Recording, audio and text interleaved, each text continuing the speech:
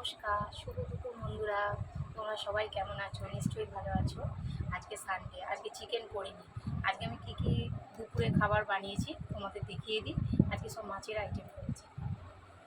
ঝরঝরে সাদা ভাত বানিয়েছি, আর বানিয়েছি আলু মাখা, আর মুসুরির ডালের বড়া বানিয়েছি। এটা ভাতে প্রথমেই ডাল দিয়ে খেতে খুবই ভালো লাগে। আর বানিয়েছি মুগ ডাল, সবজি দিয়ে মুগ ডাল বানিয়েছি, মাছের মাথাও দিয়েছি, রুই মাছের মাথা।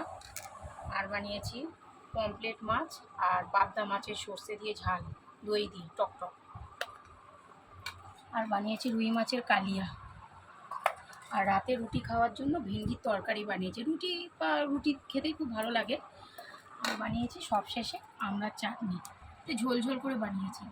তো বন্ধুরা, আমার রান্নাগুলো কেমন লাগলো তোমরা অবশ্যই কমেন্ট করো, আর লাইক করে দিও, আর সমস্ত বন্ধুদের শেয়ার করে দিও, আর সাবস্ক্রাইব করতে ভুলে যেও না কিন্তু।